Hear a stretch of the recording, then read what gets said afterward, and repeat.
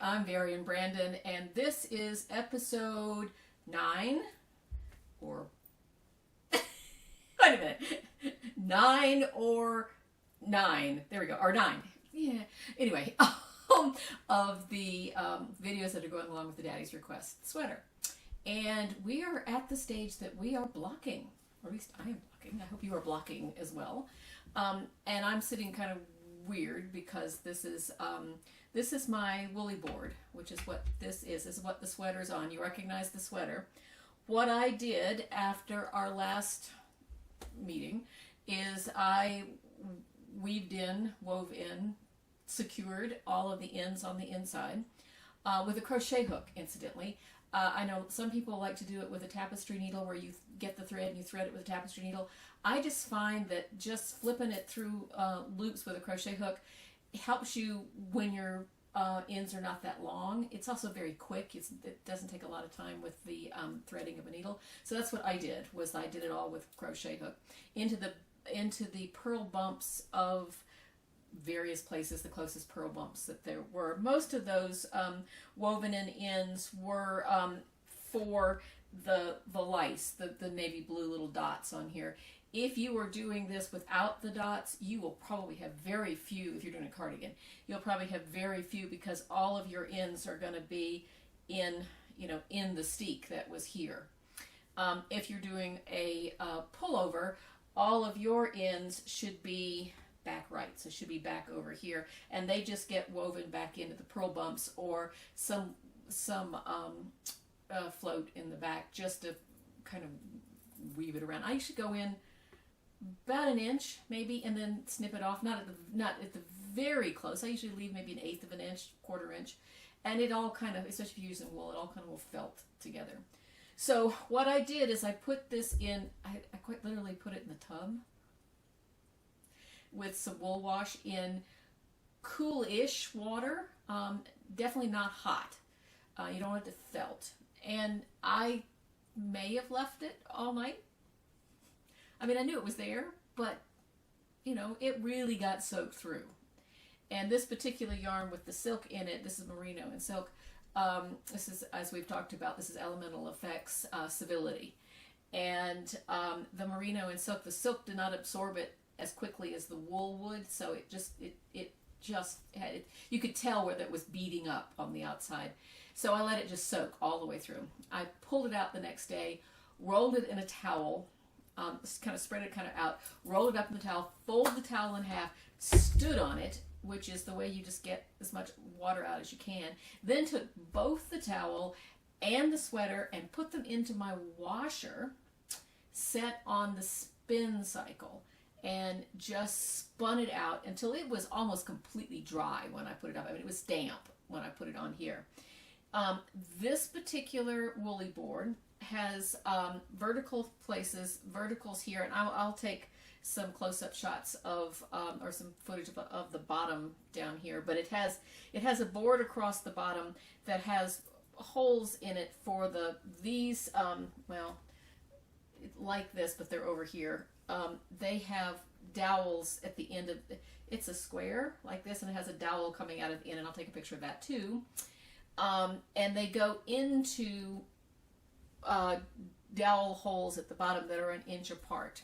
And what I did is that I took my tape measure and made sure, because I knew I was making a size 40 because I want it big, I decided that this would be from here to here is 20 inches. So I knew that was my 40 inch span, okay? And I ran those, let's see if I can pull this up a little bit.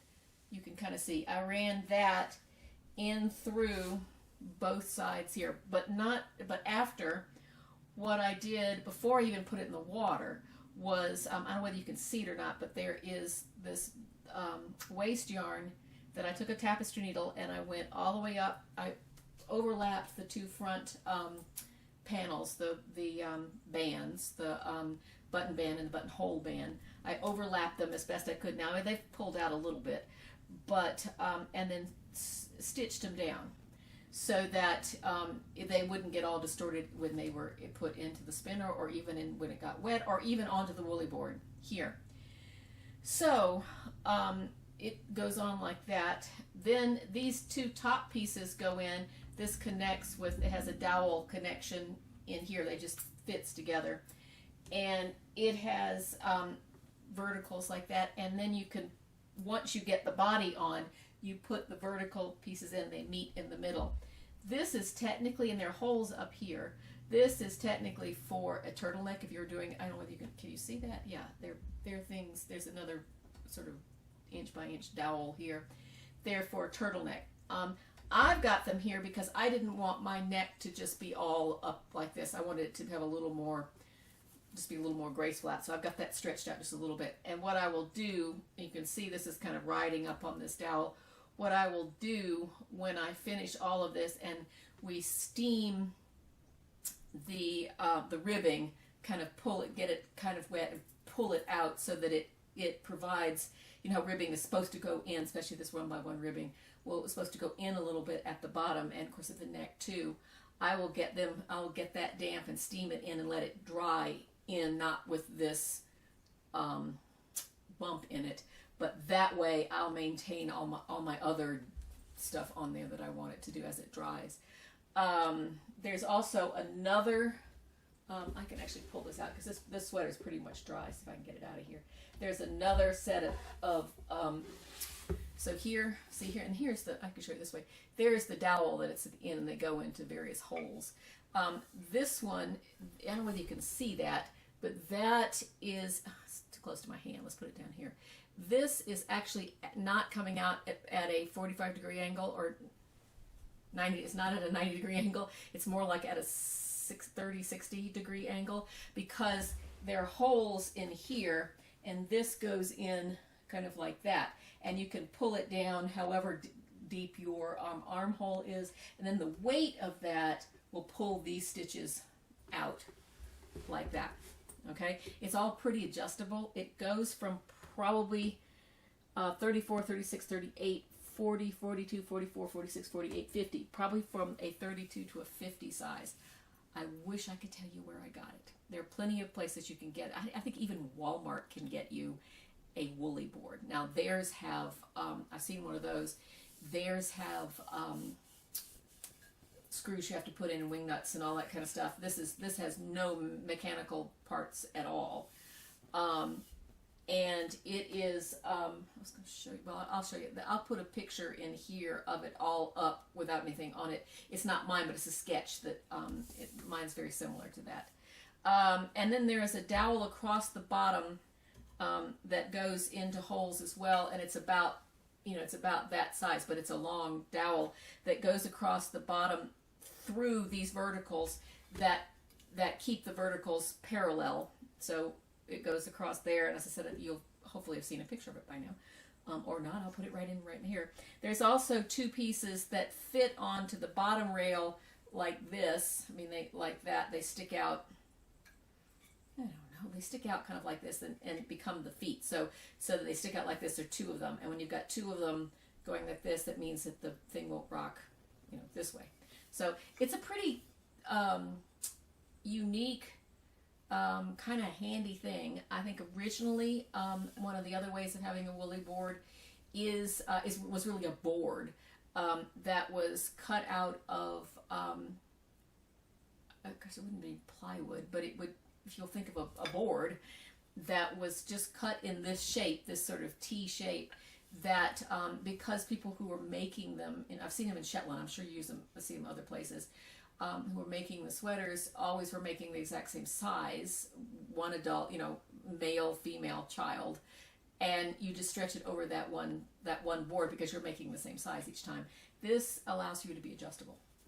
So, but that being said, this is now all done, and this is, it feels, I mean, all you do this so all of your knitting will be a lot more smoother. It just feels, I can't wait to put it on.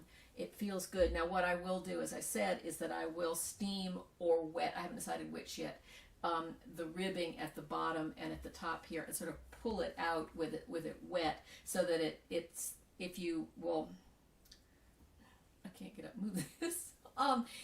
I'll show a picture at the bottom here. the ribbing is as wide, is the 40 inches wide too, and I would like to have it come in just a little bit, not a lot. I don't want it to be really tight around my hips because that's a low hip thing, but I will probably pull it, get it damp, or maybe just steam it, pull it down, let it dry that way, just to make so that it's not completely straight and kind of stretched all out of proportion. I got some buttons that I'll put on, and so next episode I will show you the buttons. I didn't get brass buttons. I didn't get silver buttons. I actually got some that I think are going to be okay. And I'm just going to leave it at that, because if they're not okay, I'll have to go get ones that'll make them okay. So when you see it next time, they'll be okay. But I think I was kind of pleased with myself for finding these, and they're kind of go with the vibe of the sweater too. So it's a good thing. All right, well, that's about it right now. Hopefully you have been on this journey with me. If not, at least if you're just watching it is fine. If you'd like to make one of these, as I said, the pattern is on my Ravelry website. This is Daddy's Request. In that pattern, you get both the cardigan and the pullover version. You don't get this version with all the lice and with all the patterning on the bottom here. And I can pull this up. You see all the patterning all through here. I talk about it, as if you follow the series, I talk about doing it. There's a little fiddly stuff to make, especially on the sleeves, to make everything kind of line up right. And if you want to do that and want to talk to me about it, that's fine. I'm sure you can figure it out. It's just a matter of just moving your patterning around so that it matches up with the lice. If you want to do that, you can do the patterning at the bottom and at the sleeves without the lice if you want to do that too. So, and does it really matter? No, it just looks a little bit nicer for people like me that go, God, that doesn't match up. But I promise I wouldn't say it. If I saw one of your sweaters that way, I promise I wouldn't say anything. I would just kind of go, But it'll look, that sounds awful. I'm so sorry. I didn't mean it that way at all. I just mean that what I'm trying to say is that I'm defective, not you. I'm the one that kind of goes, stop it. Just stop it. Never mind. Did you hear that hole I was digging and trying to dig myself out of? All right. Thanks, guys, for watching. Next time we'll take some footage and some shots of the completed sweater. It is still in the 80s during the day here. Hopefully, when I get this off, and maybe next week, maybe early morning or something, we'll try to go find someplace that looks somewhat worthy of cold weather. And because we're getting down to the 60s in the morning, so maybe I'll find a place early in the morning to go shoot a picture of it. So anyway, thanks, guys. I'm Aerion Brandon. This is Daddy's Request, and you know where to find me in all the usual places. So thank you for joining me, and I'll see you next time. Bye bye.